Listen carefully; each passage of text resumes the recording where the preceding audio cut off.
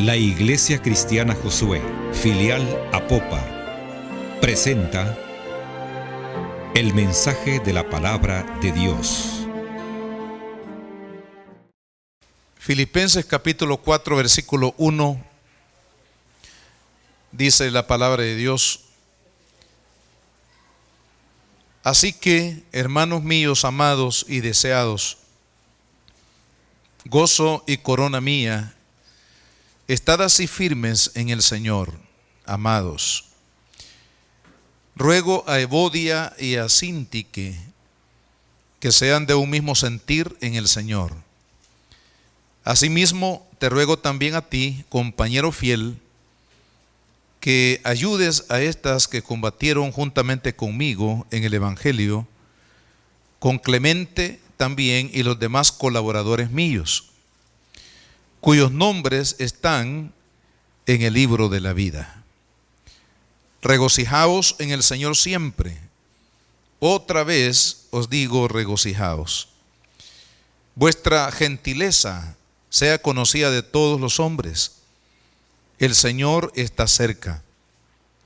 Por nada estéis afanosos, sino sean conocidas vuestras peticiones delante de Dios en toda oración y ruego con acción de gracias.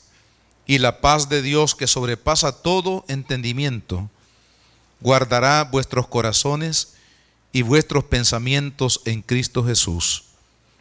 Por lo demás, hermanos, todo lo que es verdadero, todo lo honesto, todo lo justo, todo lo puro, todo lo amable, todo lo que es de buen nombre, si hay virtud alguna, si algo digno de alabanza, en esto pensad. Lo que aprendisteis y recibisteis, oísteis y visteis en mí, esto haced, y el Dios de paz estará con vosotros. Oremos. Padre, gracias te damos por la oportunidad que tenemos, Señor, este día de reunirnos acá en tu nombre. Gracias por la libertad que tenemos en este país, Señor, de reunirnos para honrarte y para aprender de ti, de tu palabra. Señor, sabemos que en muchos lugares del mundo no se tiene esta libertad. Es más, hay una iglesia hoy en día que está siendo perseguida por su fe. Y aprovechamos, Señor, este momento para orar por la iglesia perseguida, por aquellos que están siendo mártires de la fe en Cristo en algunos países del mundo.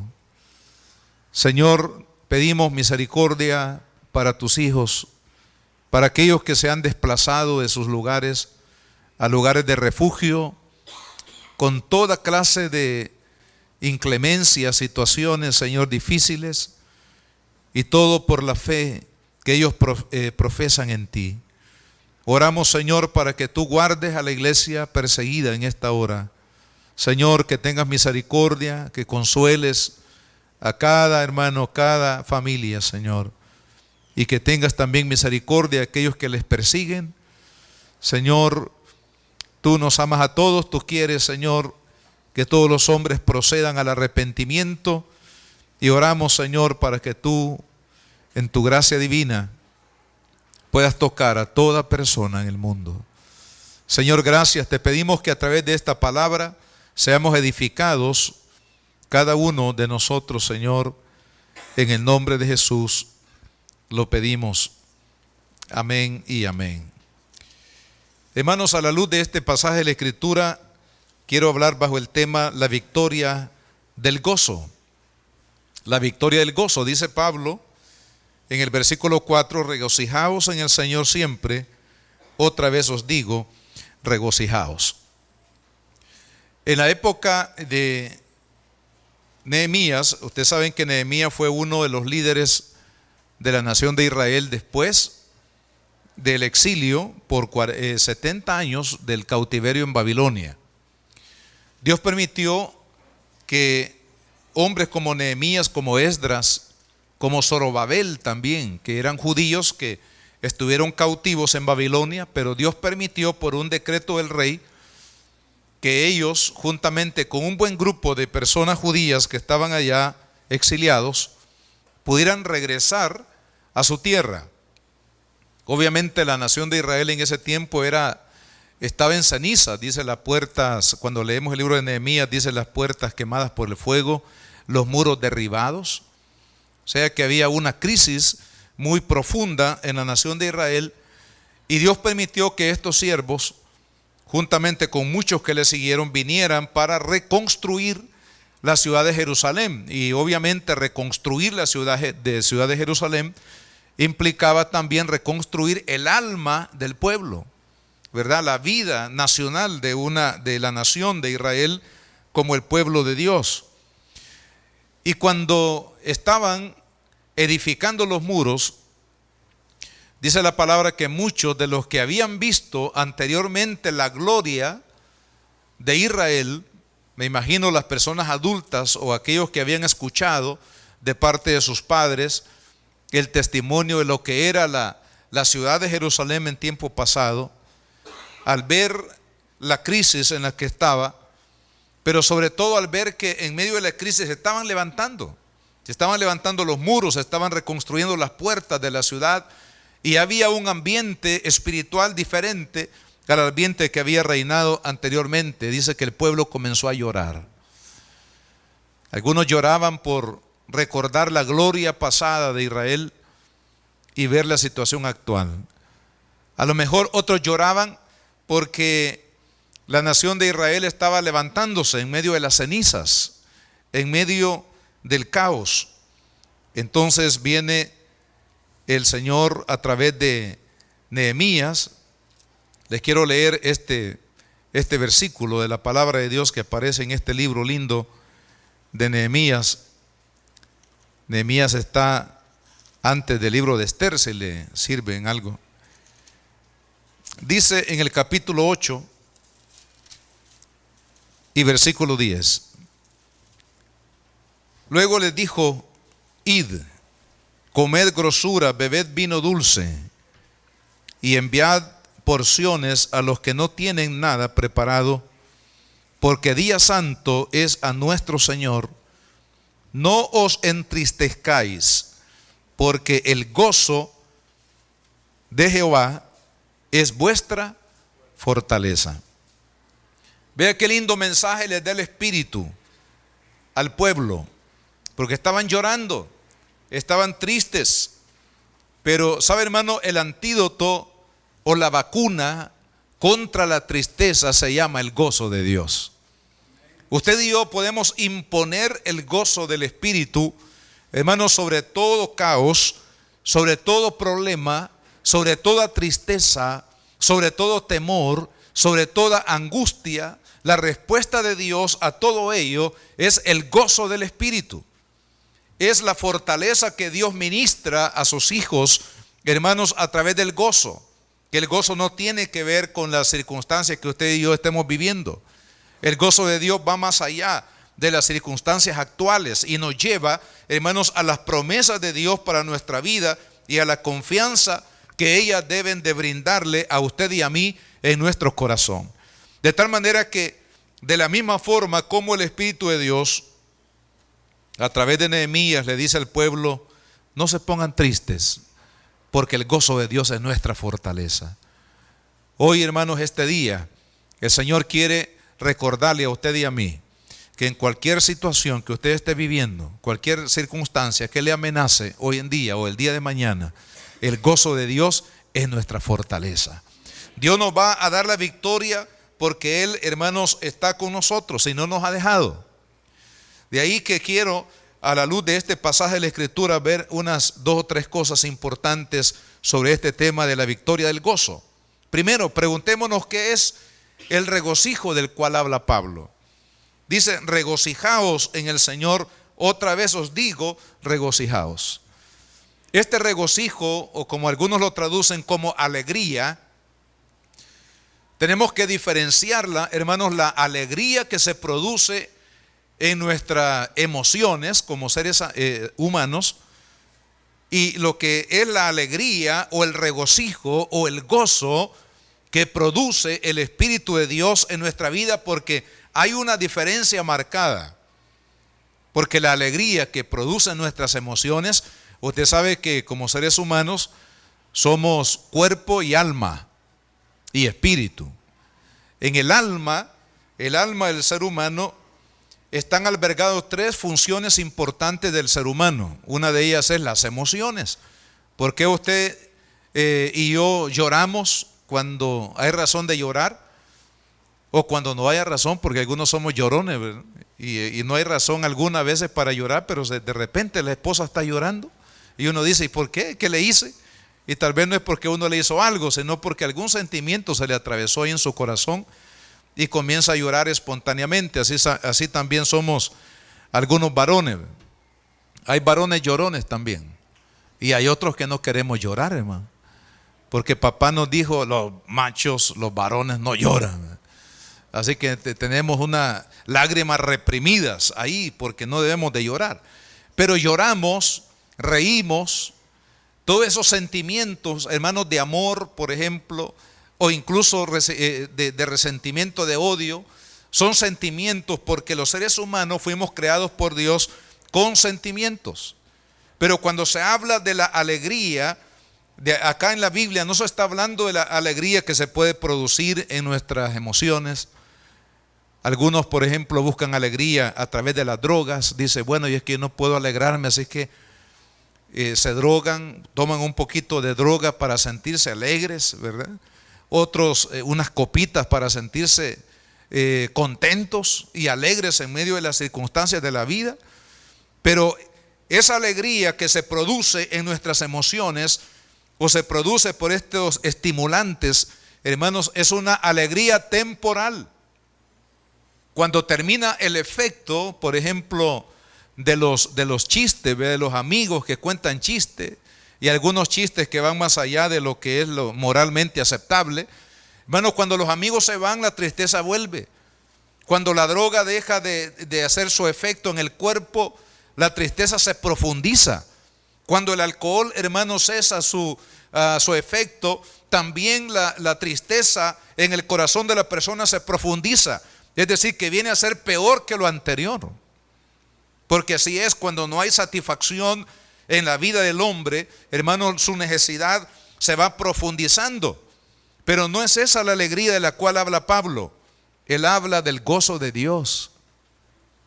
Él habla del gozo del Espíritu. Él habla, hermanos, de la obra de Dios en el corazón de aquellos que le hemos rendido nuestra vida al Señor. En una de sus cartas, también Pablo habla en Gálatas capítulo 5 y versículo 22 lo siguiente. Él dice, mas el fruto del Espíritu es amor, gozo, paz. Y ahí menciona otras características importantes. En el original, hermanos, la palabra el fruto del Espíritu no son estas 9 manifestaciones que aparecen acá, sino que en el original dice o se entiende que el fruto, porque está en singular, no en plural, dice el fruto del Espíritu es amor. Es el amor de Dios que dice Romanos 5:5, que Dios derrama en el corazón de aquellos que hemos recibido la gracia de Cristo, derrama de su amor, de lo que es el amor ágape. No es el amor humano, no es el amor erótico, no es el amor de hermanos, sino que es el amor divino. Cuando el amor divino, hermano, invade nuestra vida por la gracia de Cristo, es cuando usted y yo podemos tener el gozo de Dios, que va más allá de las emociones que nos puede provocar, hermanos, el ver, oír o tocar algo, ¿verdad? Es el gozo del Espíritu del cual está hablando el apóstol Pablo.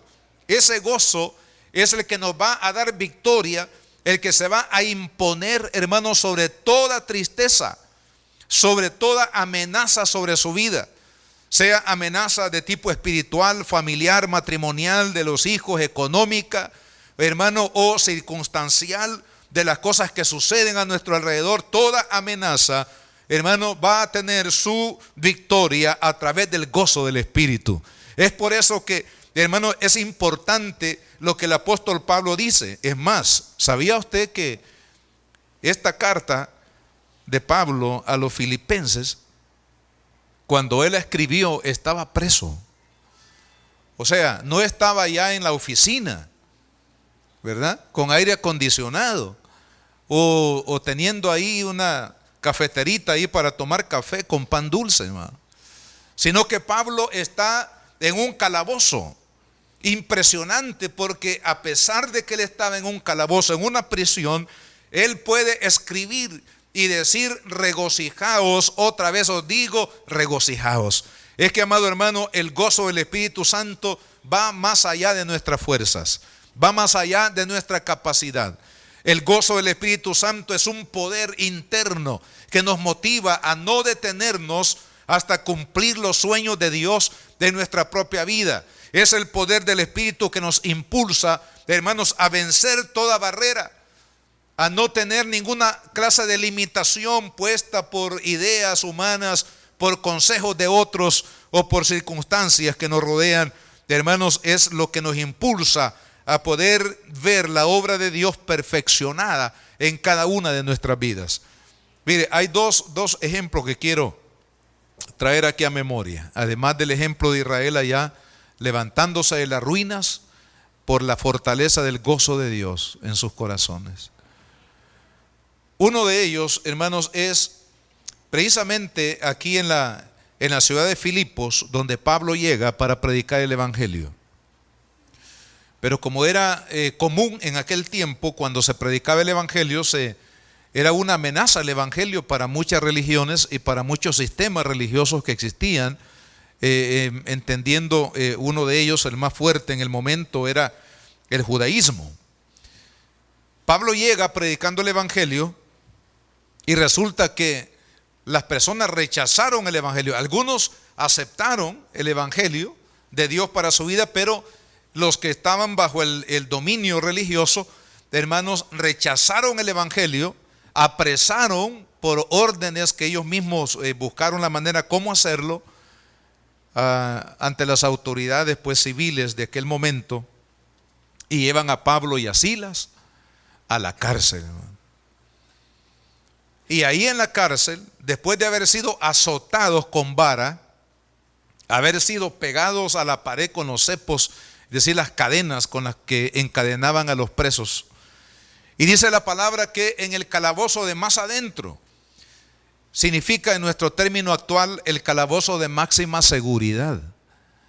Allá habían un calabozo allá que era el más seguro.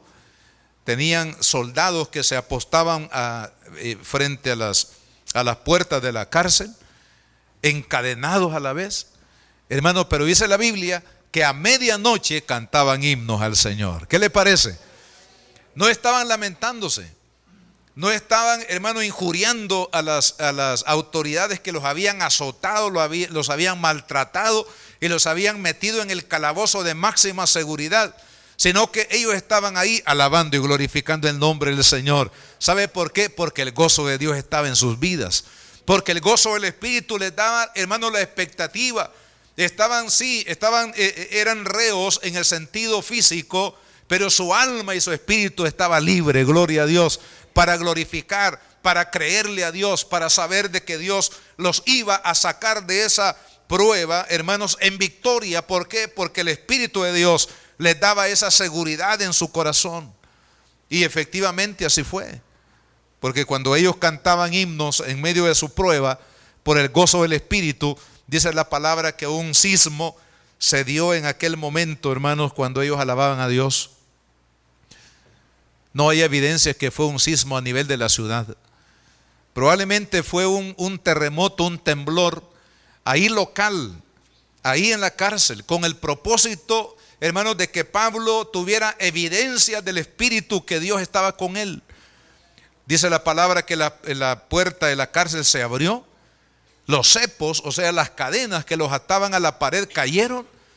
Hermano, tanto fue el gozo y tanto fue la obra milagrosa en ese momento que el jefe de la cárcel quería quitarse la vida, sacó la espada y iba a metérsela en el corazón.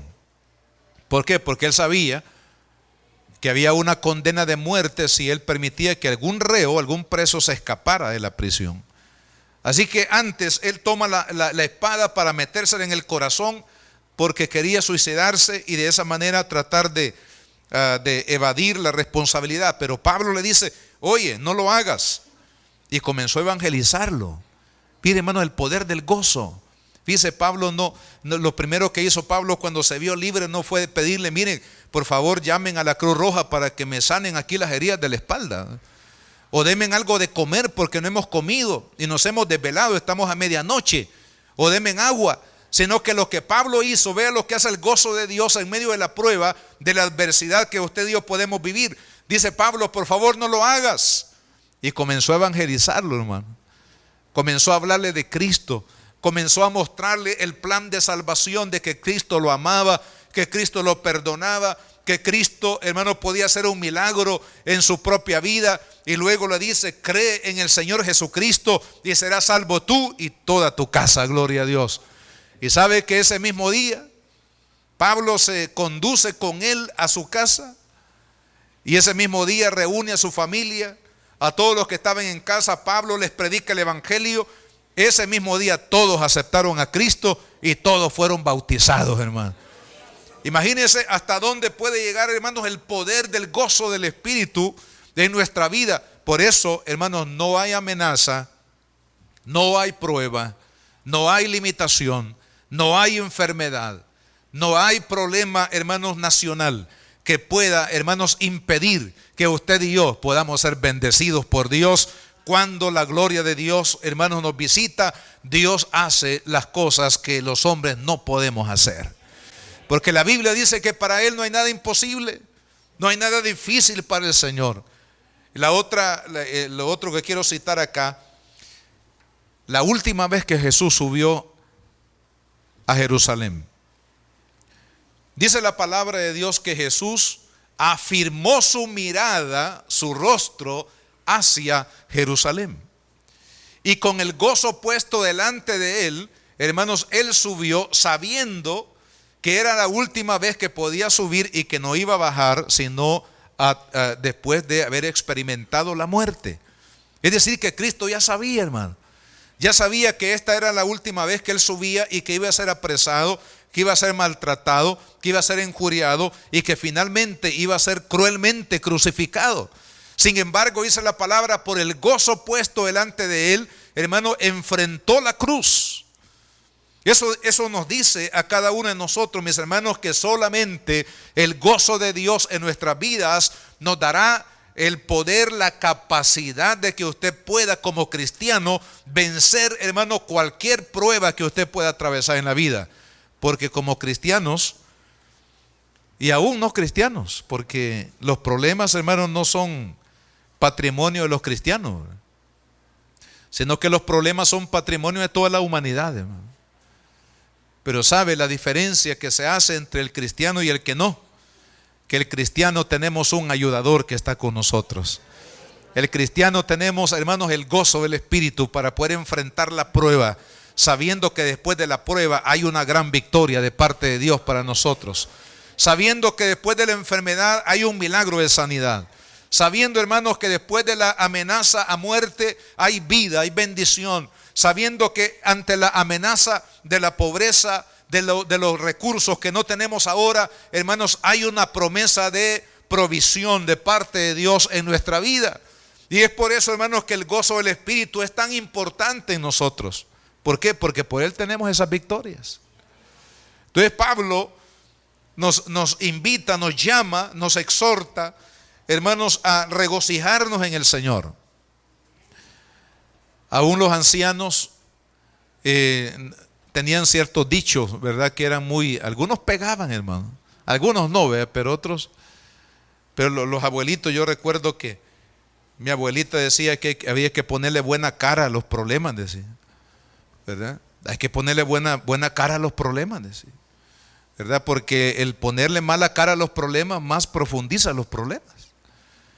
También decían que habría que con alegría enfrentar los problemas de la vida, ¿verdad? Porque el que se enoja se amarga, hermano.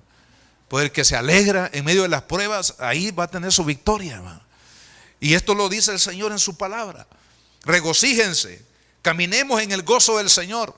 Hermano, usted imponga el gozo de Dios sobre toda amenaza, sobre toda tristeza. Si usted ha venido triste a la iglesia, si usted está triste por algún problema, alguna situación, por algún temor que le amenaza su corazón, o por algún familiar, hermano, que está pasando prueba difícil, y claro, es normal muchas veces que venga tristeza a nuestro corazón, pero hay que vencer la tristeza por el gozo del Espíritu, amén, por la paz de Dios que sobrepasa todo entendimiento, cuando usted y yo confiamos en el Señor. Ahora, en segundo lugar, quiero que veamos, hermanos, qué es lo que amenaza, cuáles son los obstáculos a mantenernos en este gozo del Espíritu que es nuestra fortaleza. Quiero mencionar por lo menos 4 cosas. Primero, el no permanecer en la fe. Dice Pablo, regocijaos en el Señor, y agrega una palabra importante. Dice, siempre. O sea, cuando usted y yo nos desprendemos, hermanos, de la fe en Cristo, el gozo de Dios es amenazado en nuestras vidas. Es por eso que usted y yo tenemos que procurar, hermano, perseverar día a día, milímetro a milímetro de nuestra existencia como cristianos, hermano, en la fe de Cristo. Usted y yo tenemos que permanecer en la fe, en la palabra de Dios. Mire, usted y yo no vivimos como cristianos por la opinión pública, o por la opinión de la familia, o por la opinión de los vecinos. Usted y yo vivimos, hermano, por lo que Dios dice. Recuerda que cuando en una ocasión el Señor estaba navegando, ¿verdad? Más bien los discípulos estaban navegando en el mar de Galilea, se levanta una tremenda tormenta, luego ven que alguien viene caminando sobre las aguas, se asustan, e incluso dicen, puede ser un fantasma.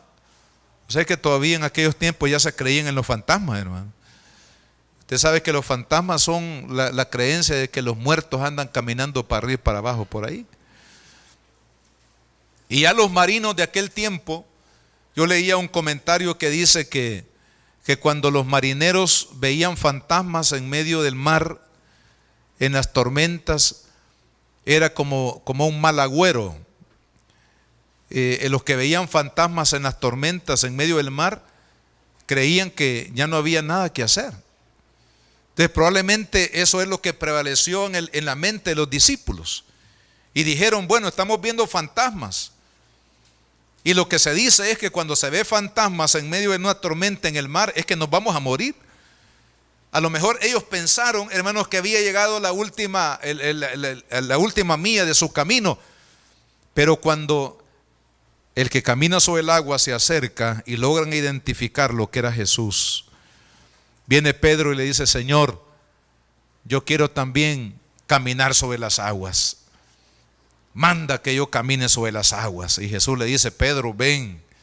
Y esa es la palabra que Pedro comenzó a caminar sobre las aguas, hermano. Y no por ahí como alguno, ¿verdad?, en la televisión que desafía a Jesús, de que camina por el agua. Ese es ilusionismo, así se llama eso, ilusionismo. Pero Pedro, hermano, comienza a caminar sobre las aguas. En tu palabra, le dijo Pedro, en tu palabra, Señor, yo voy a caminar sobre las aguas. Y sabe, hermano, cuando usted y yo caminamos en la palabra de Cristo, usted y yo vamos a caminar en el mundo en medio de las pruebas, dificultades, situaciones, adversidades, batallas, ataques del diablo, pero usted y yo vamos a triunfar en el nombre de Jesús. Mientras nos mantengamos caminando en la palabra de Cristo. Cuando él dudó de la palabra de Cristo, comenzó a hundirse. Y es más, el Señor lo agarró quizás del pelo y lo sacó porque ya estaba hundiendo. Amados hermanos, lo que amenaza el gozo de Dios en nuestra vida es la falta de fe. Usted y yo tenemos que aprender a caminar todos los días por fe, hermano. No camine por lo que dice el periódico. No camine por lo que usted oye en la televisión. No camine, hermanos, por el horóscopo. El horóscopo es ocultismo.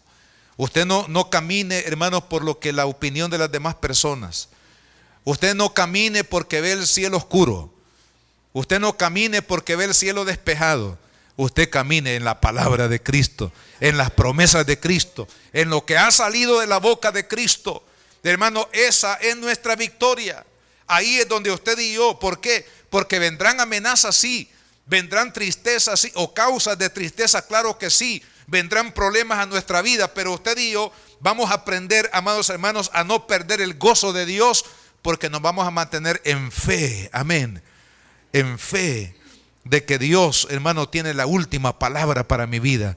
No la tiene el médico, no la tiene la medicina, no la tiene, hermano, los tratamientos, no lo tiene el gobernador, no lo tiene el alcalde, el presidente de la república o el mandatario más poderoso del mundo. Cristo tiene la última palabra para mi vida. Y en Él voy a caminar, hermano, en fe. Segundo, la segunda amenaza, debemos de mantenernos en amor, porque cuando no nos mantenemos en amor, hermanos, vamos a perder el gozo. Mire, aquí Pablo cita a dos hermanas. Por favor, no le vaya a poner el nombre de su hijita Evodia, ¿verdad? O Sintique. Gracias a Dios que hoy hay una ley del nombre. Ya no le puede poner Esculapio a un hijo. Ya hoy la ley del nombre ya lo prohíbe. Pero mire, dice acá que estas dos hermanitas tenían diferencias. Entonces Pablo les dice, miren, por favor, ayuden a que Evodia y Sintique sean de un mismo sentir. En el versículo 5, la primera parte dice, vuestra gentileza. O sea, ser gentil es una persona que es bondadosa, es una persona que tiene un buen trato de amor hacia otra persona. Ser gentil, eso significa, ¿verdad? Ser una persona agradable, de carácter agradable. Yo no sé cuántos de los que estamos aquí, hermanos, somos de carácter agradable. Primero Dios que todos los que estamos aquí, ¿verdad? Que no tengamos un mal carácter, ¿verdad? Que hasta los perritos se huyen cuando llega a la casa, ¿verdad? Se van a meter debajo de la cama, ¿verdad? Los gatos y todos los ratones salen por todos lados, porque no hay un buen carácter. No, dice gentileza. Estas hermanas tenían un problema. Entonces Pablo dice, mire, resuelvan ese problema. Que las hermanas sean de un mismo sentir, sean gentiles. ¿Por qué, hermano? Porque ahí donde hay conflicto, donde hay resentimiento, donde hay amarguras, donde hay diferencias, sea esto entre la pareja en el matrimonio, o entre los padres y los hijos, o dentro de una congregación, o dentro de una institución como ya sea privada o del gobierno, hermanos, no puede haber gozo, no puede haber bendición donde hay diferencias, donde hay, hermanos, separación, donde hay malestar, no puede haber bendición. Y es por eso que usted y yo tenemos que guardar nuestro corazón, dice Pablo, que en cuanto a lo que dependa de nosotros, no de la persona, sino de mí, dice Pablo, en cuanto dependa de mí, estar en paz con todos. Amén. Jesús dice, de la misma manera como yo les he amado a ustedes, ustedes amen a su prójimo. Ámense los unos a los otros, como yo, dijo Cristo, los he amado. ¿Por qué, hermano? Porque la falta de amor en nuestro corazón nos priva del gozo. Y el gozo es nuestra fortaleza. El gozo nos da las fuerzas para la victoria en medio de cualquier amenaza. Entonces no podemos permitirnos que haya ausencia de amor en nuestra vida. Tercero, hermano, mantener la fe en la promesa del regreso de Cristo. Dice el versículo 5, la segunda parte, el Señor está cerca. Cuando perdemos, hermanos, la fe y dejamos de creer el hecho de que Jesús viene, de que Jesucristo está cerca, que Él pronto vendrá, y que usted y yo nos podemos encontrar con el Señor cualquier día, hermano. ¿Por qué? Porque hay dos formas como encontrarnos con Jesús cualquier día. La primera forma es la venida de Cristo, que todos la estamos esperando, ¿no es cierto?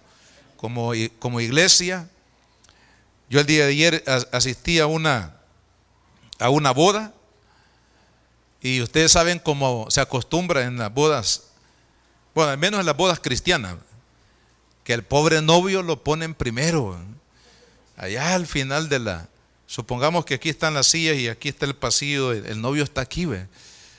Yo me estaba acordando que a mí así me tocó, hermano, fueron unos minutos, pero yo sentí que era eterno aquello, hermano, estar parado ahí delante de toda la gente esperando a la novia. Y ahí estaba el pobre novio ahí, esperando. Y las novias a veces se tardan, yo no sé por qué se tardan las novias tanto. Quizás algunas se quieren arrepentir, no hayan cómo detenerse, pero ahí estaba el novio esperando. Por fin apareció la novia por allá. Ya le cambió el rostro, hermano. Le cambió la cara al muchacho. Dijo, al fin, gracias a Dios que no se arrepintió. Entonces comenzó, hermano, a caminar y obviamente se llevó a cabo la ceremonia. Bueno, la iglesia está esperando a Cristo. No desesperemos, ya pronto va a aparecer el Señor. Amén, ya pronto va a aparecer. Entonces, cuando no se pierde, hermano, esta fe en esta promesa gloriosa de Cristo, Él está cerca. Él viene por su iglesia, Él viene por usted, Él viene por aquellos que hemos confiado en Él. Esa fe en la venida de Cristo, hermanos, nos mantiene fuertes en el gozo del Espíritu, que a pesar de cualquier circunstancia que atravesemos, sabemos que Cristo viene y Él nos va a dar respuesta, hermanos, total y perfecta de todos nuestros males y problemas. Pero la otra forma de podernos encontrar con el Señor cualquier día de estos es a través de la muerte. No nos gusta huir de muerte, ¿verdad que no? Ni a mí tampoco, hermano. A nadie le gusta huir de muerte. Pero el día que muramos, los cristianos, nos vamos a encontrar con Jesús. Ausentes del cuerpo, dice la Biblia, presentes para con el Señor. Entonces, qué esperanza más linda que nos hace mantener el gozo, la fortaleza de Dios en la fe de Cristo. Y la cuarta cosa, hermanos, que puede arrebatarnos el gozo del corazón es los afanes. Vea el versículo 6, dice, por nada estéis afanosos. ¿Qué es el afán? El afán es el temor excesivo, hermanos, a no obtener los recursos que necesitamos para suplir nuestras necesidades.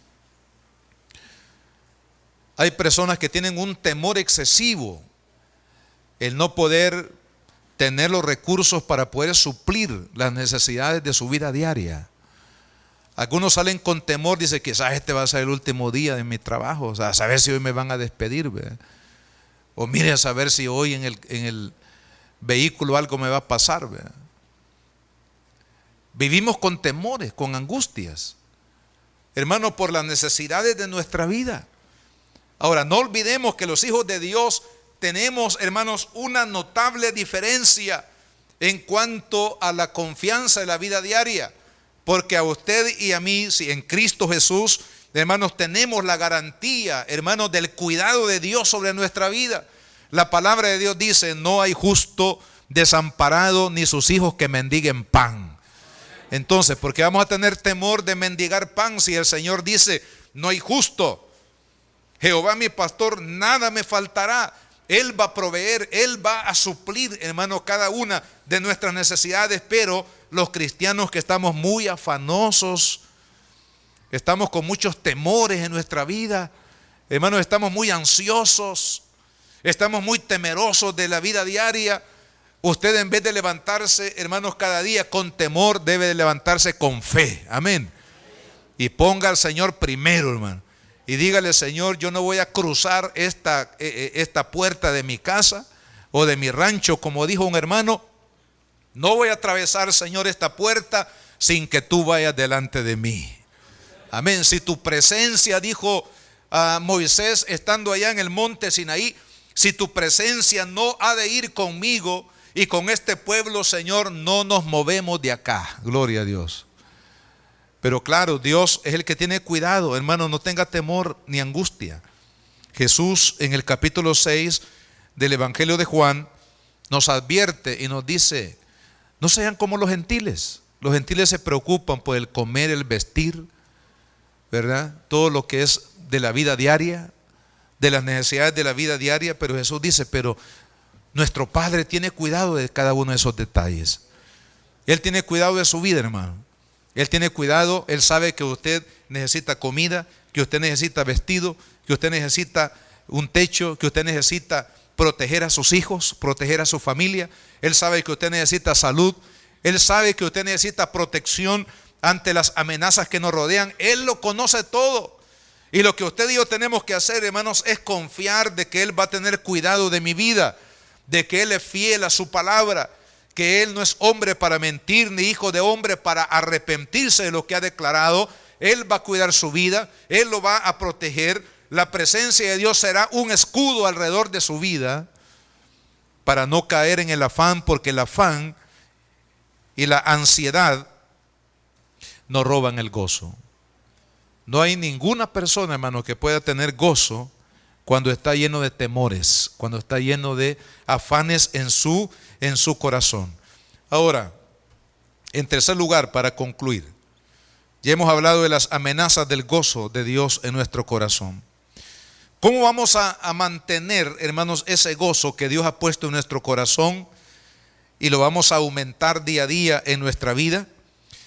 Dice el versículo 6, la segunda parte: si no sean conocidas vuestras peticiones o necesidades delante de Dios de dos formas. Primero, en toda oración, y segundo, con acción de gracias. ¿Cómo vamos a mantener el gozo de Dios, que es nuestra fortaleza? Hermanos, llevando todas nuestras necesidades a Dios a través de la oración. La oración no tiene que ser un apéndice de nuestra vida. La oración tiene que ser una práctica de cada día. La oración, hermanos, no es una campaña especial en el año. La oración personal, cada uno de nosotros tenemos que aprender, hermano, a llevar a Dios nuestras necesidades espirituales, matrimoniales, de los hijos, del hogar, económicas, de las amenazas que nos rodean.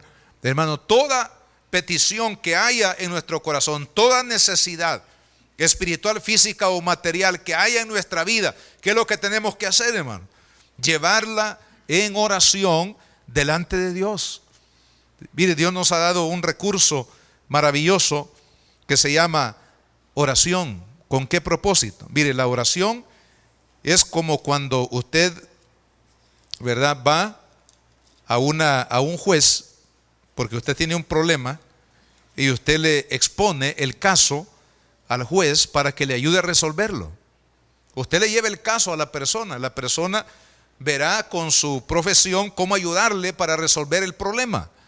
Ahora, viéndolo desde el punto de vista espiritual, hermanos, sucede lo mismo. Dios no puede actuar en nuestra vida cuando usted y yo no le presentamos la causa, no le presentamos la necesidad. Es por eso que muchas veces no vemos la acción de Dios sobre nuestra vida. ¿Por qué? Porque no le pedimos a Dios que actúe, porque no le decimos al Señor, ¿sabe? Dios conoce todas las cosas, ¿verdad que sí? Él conoce todos nuestros problemas, pero Él va a esperar. Fíjese, estos son de los misterios que usted y yo tenemos que resolver delante de Dios. Él va a esperar que usted y yo le llevemos nuestra causa delante de Él para actuar sobre ese problema.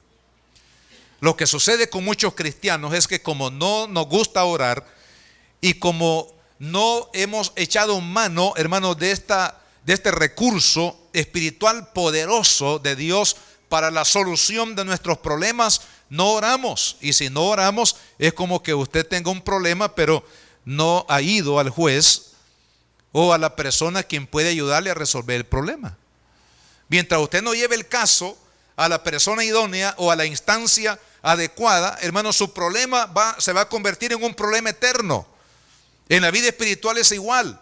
Si usted y yo no llevamos específicamente cada necesidad, hermanos, a Dios en oración, dice Pablo acá en esta carta que hemos leído, hermanos, no va a actuar Dios sobre nuestra vida y sobre nuestra causa.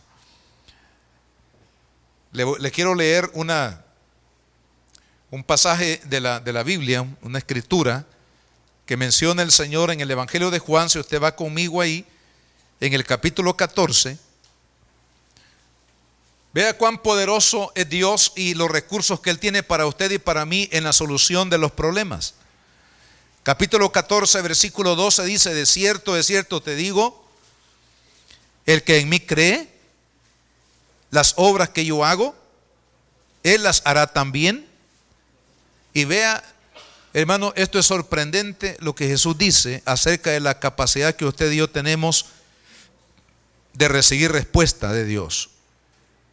Dice: y aún mayores hará, porque yo voy al Padre. Y todo lo que pidiereis al Padre en mi nombre, lo haré, para que el Padre sea glorificado en el Hijo. Si algo pidiereis en mi nombre, ¿qué dijo Jesús? Yo lo haré. Pero ¿cuándo lo hará? Cuando lo pida. Cuando usted le presenta la causa y dice: Señor, es que mire, hermano, algunos creen que la oración es una cosa, ¿verdad?, para arcángeles, ¿verdad? No, la oración es algo sencillo, hermano. La oración es doblar la rodilla, doblar el corazón. Si alguien no puede doblar la rodilla, no necesariamente de rodillas se debe de orar. Pero si alguien no puede doblar las rodillas por artritis o por cualquier otro problema, hermano, pero puede doblar su corazón y decirle: Señor, esta es mi causa, esta es mi necesidad, esta es mi petición.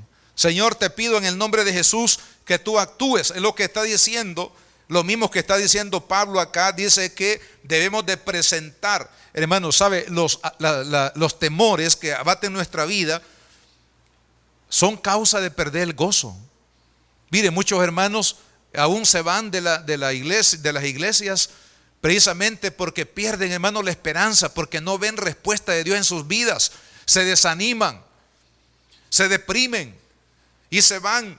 ¿Pero por qué? Es porque no han aprendido a poner su causa delante de Dios para que Dios actúe. Sabe que, aunque lo que voy a decir no tenemos mucho tiempo de explicarlo y puede ser malinterpretado, pero lo anticipo.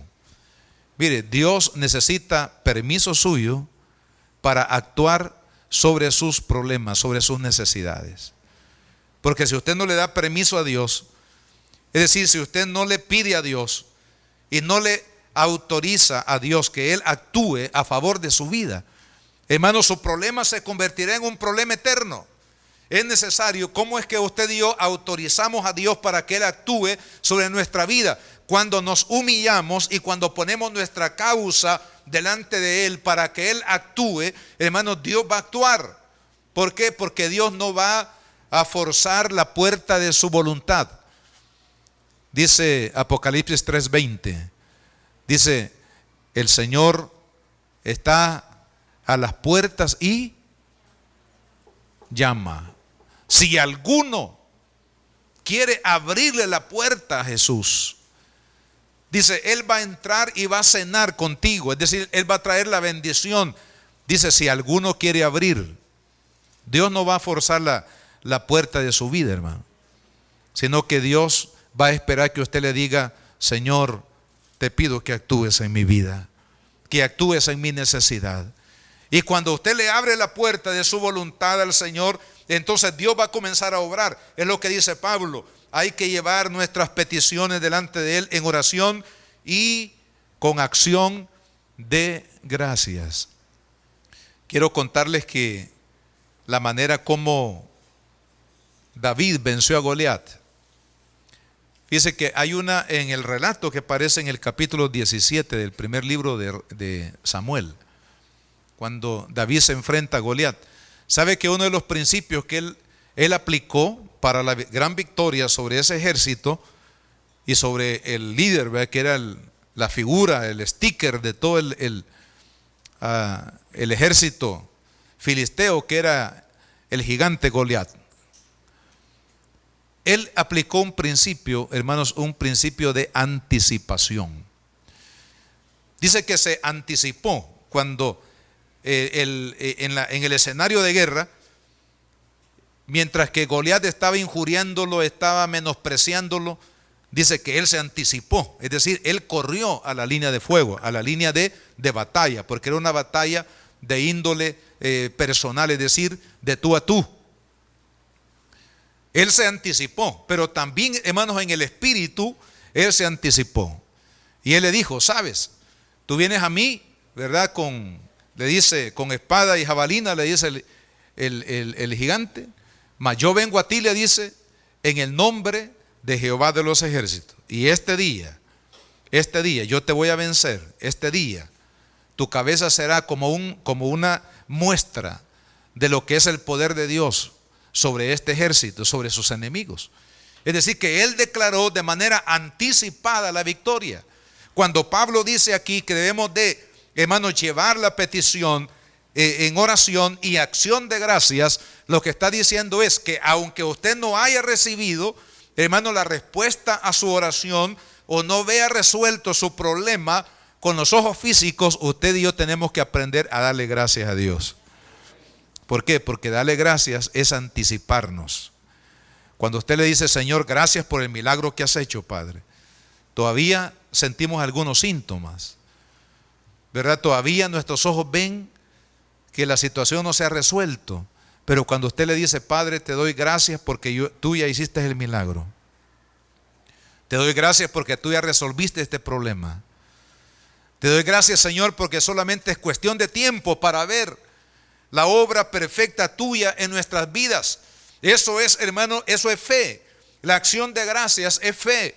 Es fe en la obra de Dios, en el poder de Dios a favor de nuestra vida. Y sabe, cuando usted y yo en oración y acción de gracias mantenemos el gozo del Espíritu en nuestra vida, este es el resultado. Yo quiero terminar leyendo y comentando brevemente el versículo 7. Dice, la paz de Dios que sobrepasa todo entendimiento guardará vuestros corazones y vuestros pensamientos en Cristo Jesús. ¿Cuál va a ser el resultado?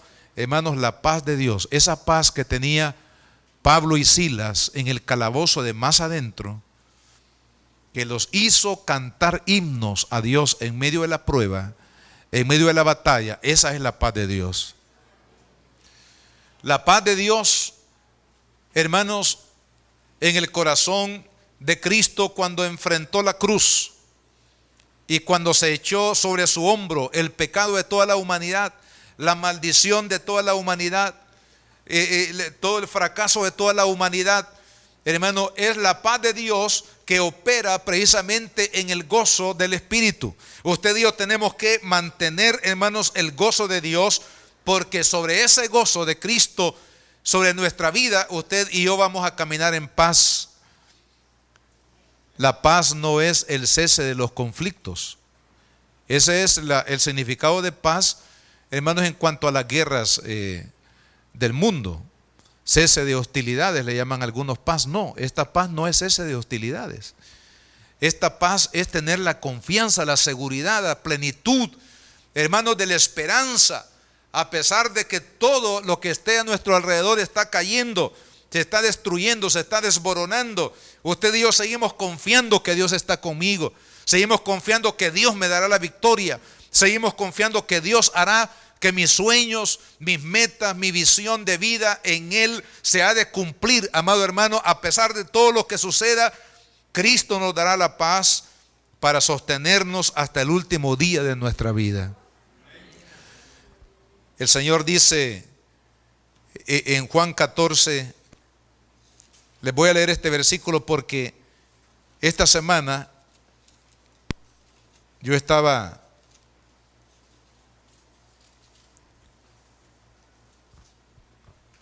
sentí cierta, ¿qué le diría? Cierto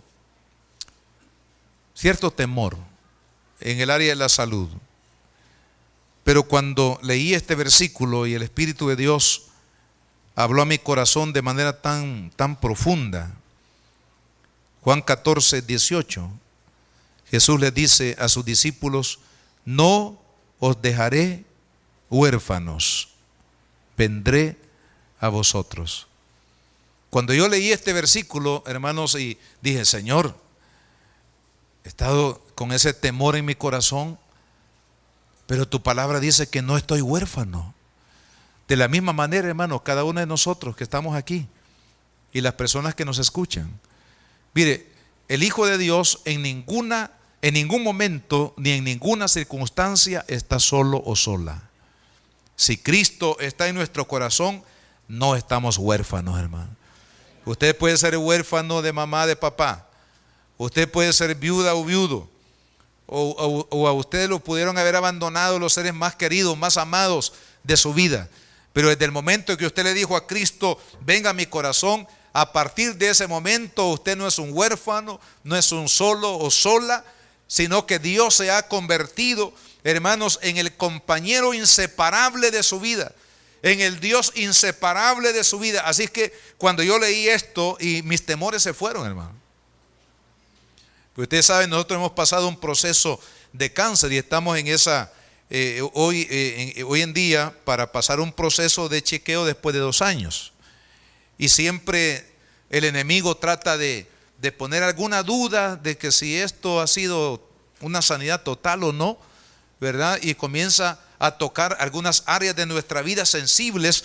Pero cuando yo leí, hermanos, esta declaración de Cristo, dije, no estoy huérfano, el Señor está conmigo. Y se lo traslado a usted también este día. Usted no está huérfana o huérfano, Cristo está con usted.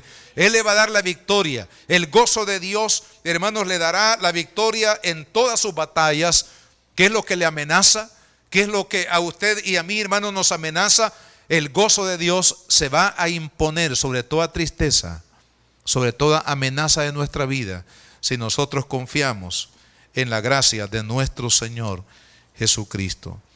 Oremos en esta hora. Padre, en el nombre de Jesús, te damos las gracias, bendito Señor, por la oportunidad que tú nos das de estar aquí reunidos, Señor, en tu nombre, Padre, a la luz de tu bella palabra, Señor.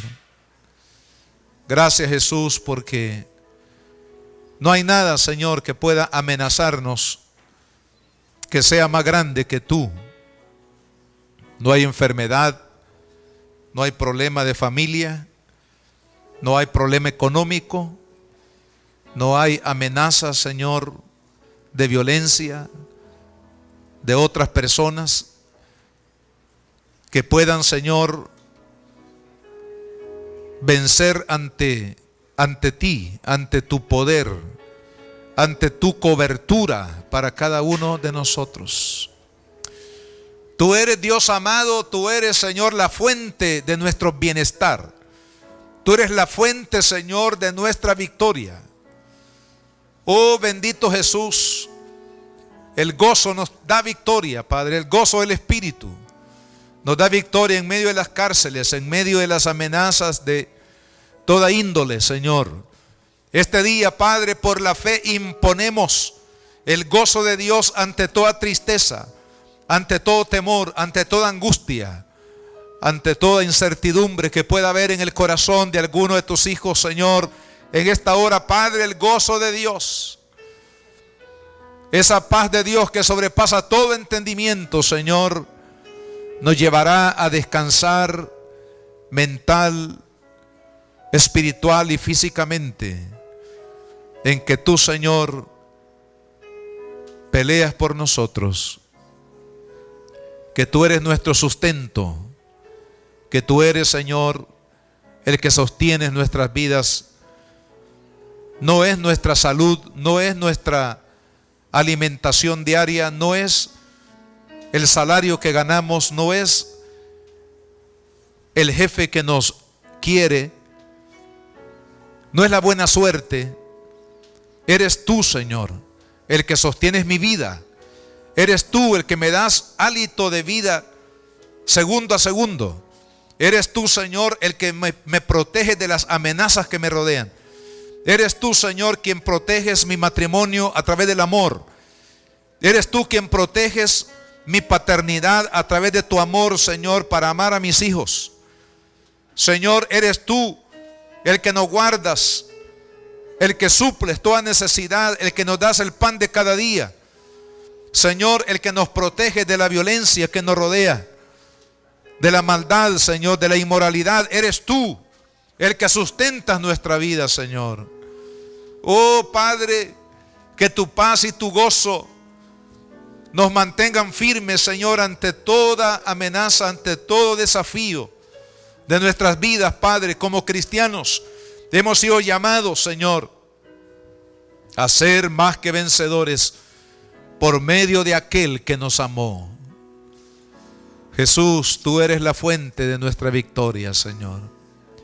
Y en ti vamos a permanecer confiados, Señor, de que tú nos llevarás a cumplir tus sueños, tus metas, que llegaremos a ser, oh Dios, lo que tú has determinado que seamos, y que no habrá, Padre, ningún comentario ni opinión que nos podrá, Señor, detener de lo que tú has planeado para cada uno de nosotros. Señor, gracias, Padre. En ti nos vemos realizados, en ti nos vemos completos, en ti nos vemos en victoria, en ti nos vemos bendecidos, prosperados, en ti nos vemos, Señor amado, oh Señor, como hijos de Dios, Señor, que hemos recibido toda clase de bondad de parte tuya para nuestras vidas, Señor. La Iglesia Cristiana Josué, filial Apopa, presentó el mensaje de la palabra de Dios.